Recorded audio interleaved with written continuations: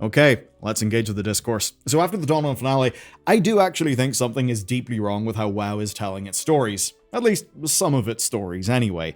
And I think you know the ones. It's the ones that scream, we need to get to the next part of the story really quick, let's speedrun this thing. That's the kind of thing that leaves a bad taste in people's mouths. It happened during Shadowlands, and of course it famously happened a lot during Battle for Azeroth.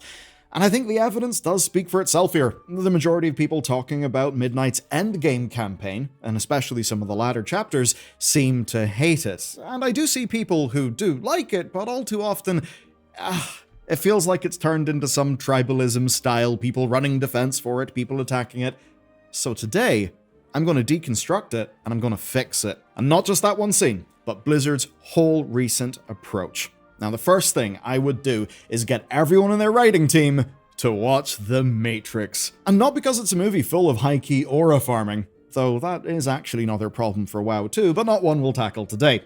The real reason why is actually because of a book. It's a book called Simulacra and Simulation. It was such an inspiration for The Matrix that they actually made it required reading for all of the cast, and if the author were still alive today, he'd understand exactly what WoW's problem is. I mean, I can't speak for the dead, and he probably wouldn't end up as a WoW player. But the point is that for WoW, it's a bit more complicated than saying, Lamau, skill issue, just write better. We're all living in a form of the Matrix right now. And I obviously don't mean that in the very cringe Andrew Tate sense. No, today we're talking about Jean Baudrillard and what he called a hyper-reality. And what the Wachowskis did with the Matrix is make that hyper-reality look really goddamn cool and give us a lot of Keanu. But the idea, right, is that the WoW experience is not just the game itself. It's also everything else as well. It's the Reddit posts, it's what content creators post about data mining, and even what Blizzard promises us beforehand. And that last part is extremely important because this is the World Soul Saga. Blizzard promised us a hell of a lot. So, WoW here, the actual game that you buy and play, that is the reality, right? But it's not the only thing we engage with. What we engage with is the hyper-reality of World of Warcraft. That means the version with all of the extra baggage that I talked about. Content creators, data mining, comments, all of those things. And Blizzard needs to think about that version too, because that's actually the one that ends up mattering the most here. And that means they need to understand what we're going to see in data mining. It means they need to be careful with what they tell us is going to happen, and it even means understanding what we expect, because that does matter. And to fix that, well, there's one more thing. You see, Jean Baudrillard was a pretty smart fella, and he had another idea. And it's an idea that really explains how WoW feels. And it's called the non-event. I mean, does that just not kind of click with how some of WoW has felt to experience? Basically, the non-event is when things happen so fast, and there's so much noise around all of it, that we don't actually get to sit and absorb the actual thing that happens. We don't get to engage with just the reality itself. No, what we're engaging with is the constant hyper-reality. Have you ever wondered why old movies, TV shows, and games seem to be remembered better? Well, it's often because new things fall under what we would here call non-events, where the world we live in is so fast and we chew them up and we spit them out pretty much in a week at most. And it's all very, very fast-paced. I mean, in many cases, we're almost finished with a story before it even happens, and then we're immediately moving on to whatever's next. Nothing has time to settle. Now, we've been talking about the World Soul Saga for years. We've been talking about what elf reunification would mean since whenever Blizzard mentioned that. We've been talking about the Dawnwell since it was data mined months ago, and the connections that it would all have to the World Soul. You know? Light versus void, and everything that entails. All of this wider context is absorbed insanely fast, well before the game even comes out. Blizzard might not literally understand this, but they can definitely feel it, and I think that is a big part of the problem. And with that said, it is now time for the prescriptions. Stop speedrunning your story. Every patch ends with an obvious lead-in to the next patch. And while that is in many ways a good thing, you do want some continuity and some foreshadowing, but it often means the main story gets no time to breathe before it's all resolved and we're pushed over to the next thing. The Sunwell is attacked, it goes dark, and it's fixed within just a few quests. We're reminded of Aethys and Varys' hatred for each other before the raid, and next week they're signing a compact. Hell, compact really might be the perfect term for this whole thing, honestly. It just feels so compressed. Then we've got the Night Elves taking no convincing to show up. I mean, just think about the council of what do we do with the one ring of power, and they devolve into arguments and a whole big thing before they work out what to do with the Fellowship. Oh no, it is lightning fast whenever we go to visit the Night Elves. And when you actually look at Chandris' dialogue, honestly, it's like a summarized wiki page for new players instead of her as an actual character, one who has lived through a life of experience, talking to you in her unique voice. Romath and Umbric, I will say, feel like a decent part of the story, and that's because they at least got to be around in the leveling campaign. But still, Umbric, major member of the Alliance, gets a new Void Elf embassy in the middle of Silvermoon. And no one bats an eye. There's not much talk about it, even though it's a major geopolitical event in the world. In the quest text, we do actually see that everyone is still on edge, and the elves very much think of it as if they are in a temporary truce. There's actually lots of future setup in those lines of dialogue, some of them the spoken ones, and others just when you right-click at an NPC. But the thing is, that setup is just that. It's setup. It doesn't feel like much is actually happening now. We all feel, from Blizzard's usual pacing, that this is just done, dusted, and, well, it's time to move on to the next thing. Blizzard are basically caught up in the blistering pace of the non-event.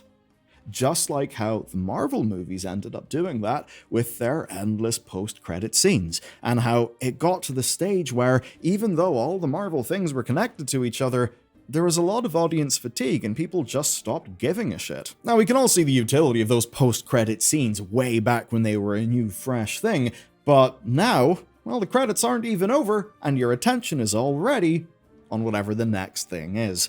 And it's similar enough with Blizzard. We're rushed from announcement to announcement, from patch to patch, and nothing gets to stay around long enough to feel like it matters. Now let's compare that to Mists of Pandaria, where we had the faction conflict rage fresh in every patch right up until the end. It was actually focused. It was one main idea lasting through a whole expansion. But nowadays, and I'd say especially ever since Battle for Azeroth, it feels like we just tick off a handful of plot points in every single patch and then move on to the next.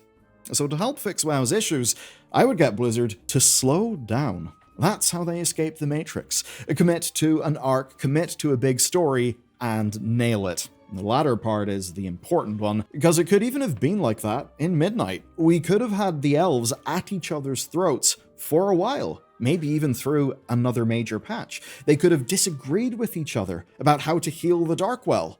All expansion, this stuff could have been the focus. It could have been mined for all of its delicious ore. But it feels like we've rushed through.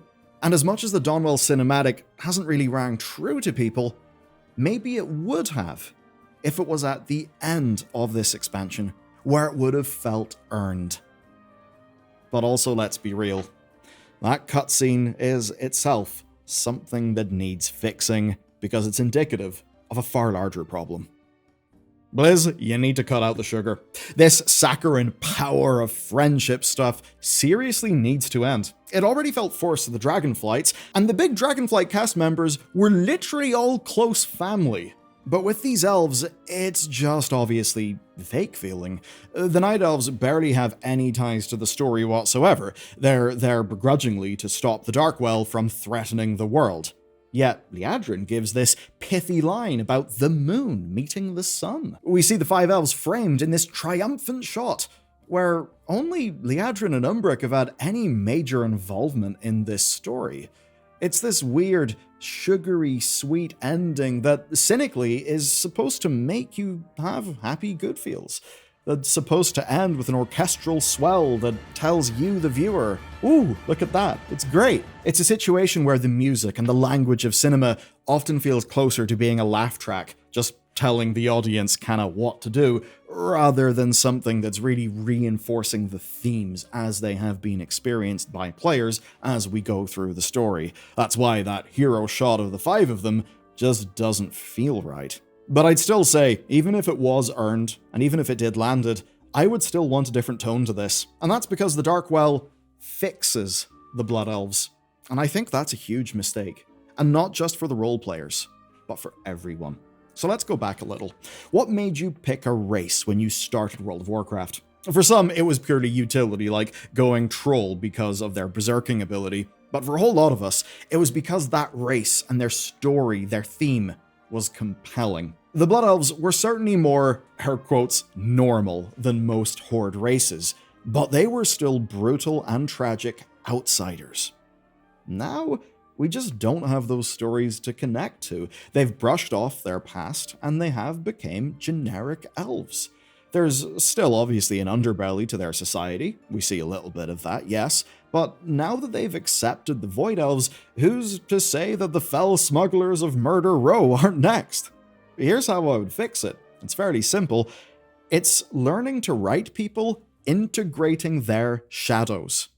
That's very different to what Blizzard have done, and when I say shadow, I mean that in the Jungian sense. So instead of the Blood Elves trying to fix themselves, they should accept what they are, instead of healing the Darkwell to the friendship-powered Dawnwell that seems to give them all of the benefits but none of the downsides. Maybe they could have nuked it. In Midnight, they never mentioned that when Arthas corrupted the Sunwell, Quel'Thalas fixed it by literally destroying it. Then in the Burning Crusade, it was fixed by Muru's sacrifice. Now that it's been corrupted again, well, blowing up the Darkwell would have been a real Blood Elf thing to do. They go hard. Now, the modern Blood Elves hate Quel'Thalas, but they would have to accept that he was part of their history. He's even the guy that named them Blood Elves in the first place. Following in his footsteps in this one way would honor their legacy as a radical people, one consistently backed up against the brink in a hard situation. It would still have them doing an edgy thing that would be controversial, but this time they wouldn't be sacrificing it. They wouldn't be blowing it up just to save themselves. They would be doing it to save Azeroth. That would preserve who Blood Elves actually are. Now, the Night Elves would massively respect the seriousness of it, right? Because the Night Elves are deeply suspicious of the Wells. They've seen all the bad that's came with them. So if the Blood Elves were to go for that radical of a solution, you could actually see the Night Elves respecting them, even if it is through the most gritted of teeth. And if that happened, it would open up space for Astalor, a real edgy Blood Elf, in the future. And remember, he's a Blood Elf who is searching for sources of power. That would even tie the major gameplay of a big new feature into the narrative. Whereas, of course, thus far, Prey is there, completely disconnected from the launch day experience, and that is a problem. Even if Blizzard was to fold Astalor back into the plot in 2 patches' time, it would still be a problem now because of the story as we've actually experienced it, and the game they've actually shipped. And had the Blood Elves gone with a radical, maybe controversial solution, it would leave a scar to really remember the Sunwell by. We would finally have some stakes. And on that topic, we need to talk about stakes. This part's simple. Blizzard needs stakes. Stakes that are actually taken seriously and dwelled on. Because right now, it seems Blizzard uses big stakes as a rally cry, as a point of marketing. But they don't actually dwell on those stakes inside the actual game. As an example, the Darkwell obliterated the Light's Vanguard, and they're instantly forgotten. It's insane. The power of friendship and forgiveness didn't even wait until the bodies were cold. No, the survivors, cursed by the darkness, were totally healed after we beat up Lura. Silvermoon was, in-game and in any story that we've seen, completely unaffected by any of this stuff going on. And then there's our main villain. It's hard to take Xal'atath's threats seriously when she won't reveal her actual goal. Now, we've got a motive, but we have no idea how she plans to accomplish it. I mean, we have theories, loads of theories, and ones that I think are basically bang on true. But the thing is that to most players who just take the game as they see it when they play it, well, their experience is that she vague posts and then exits scene. And what makes that worse is the actual fight that precedes the cinematic. Number one, it is a goddamn awesome fight. Their encounter designers are cooking, and we've all been loving it. Now, that being said, Lura's dialogue is all about some sort of nondescript end happening. And the dungeon journal for Lura's final phase says, "Time is up. Can you end the ending itself?" Now, I don't even know if whoever wrote that actually knew what it means or how it actually related to the story that we got. Because without any context, it is a totally empty threat. Now, I'm not saying we need to blow up more cities or start killing main characters on screen, but Blizzard needs to give us time to sit with threats and consequences. Whenever Lura says something like that about the end, we need to truly believe that it is the end. Now, do you know where they did that and they pulled it off credibly? The Argus fight. It truly did feel like, well, creation could be ended. And I think that's one of the reasons why it landed so hard, both from a gameplay perspective and a narrative perspective. Whereas unfortunately, Lura lands experientially and in terms of gameplay, but not really narratively. And here's the upshot. Blizzard, it is not about the size of the threat canonically. It is about how real that threat feels whenever we actually play the game. And do you know what would help? Characters who actually cared about these obvious threats in a way that felt credible. Characters need to have their brains. Here's one. Where are Illyria and Turalyon? Who knows? I certainly have theories, but do you know who should really be at least a little concerned? Their son, Arator. Especially since we just dumped a pile of magic stuff into the giant void well that his parents went for a swim in. Maybe he should have asked someone about it, or at least expressed the slightest bit of worry about the status of his parents. People who, yes, he does have a complicated relationship with, but who he clearly does care about and does want to connect with. Literally, he does not mention this. And it's his goddamn parents. Now, in the stay a while and listen scene with Ramath and Umbric, they seem a little bit clueless. They know that Xal'atath went into the well with all of her host, and they suggest that the World Soul has something to do with it. But it's not real dialogue. It's a little bit of a condescending hint to the player, a bit of a wink wink nudge nudge that's using those characters as, I guess, a bit of a meat puppet to wink at the player. But it doesn't really serve those particular characters. Two very intelligent and driven magisters. Now, I would love to sit and call characters stupid, but there is a real issue here, and that is managing player knowledge and character knowledge. This is actually really hard to do in just about any bit of media, really, especially a big one like WoW. And what I mean by that is that loads of us know about ley lines in the World Soul. Most of us know that Xal'atath is heading for the World Core to do something to or with Azeroth. And we know there's a Titan manifold across the planet and all of that stuff. We also know Iridikron is waiting in the wings for the Titan's return. So even just using what's happened in-game, it is actually clear that everything is converging, right? It is clear that what they're trying to do with World Soul Saga is moving forward and happening. But that's just us. The people in the actual world of Warcraft, the characters, well, they don't have all the pieces. Let me spell that out. So the Blood Elves know the Sunwell is connected to the ley lines. Dagran is the one who knows about the Manifold, and most of our main characters know something about the Radiant Song and about Azeroth. But if Ramath thinks the World Soul is possibly under attack by Xal'atath, it would make a lot of sense if he did more, just a little bit more, than whisper that to Umbric. I mean, at least tell Arator, because it's probably where his parents ended up. Things like this.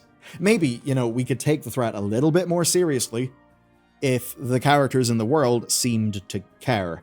Not just emote saying, oh, this is very important and we care, but no, actually go through the actions of caring, which would involve acting on the knowledge they have, and doing so in the context of the relationships that they have, and the characters that are here.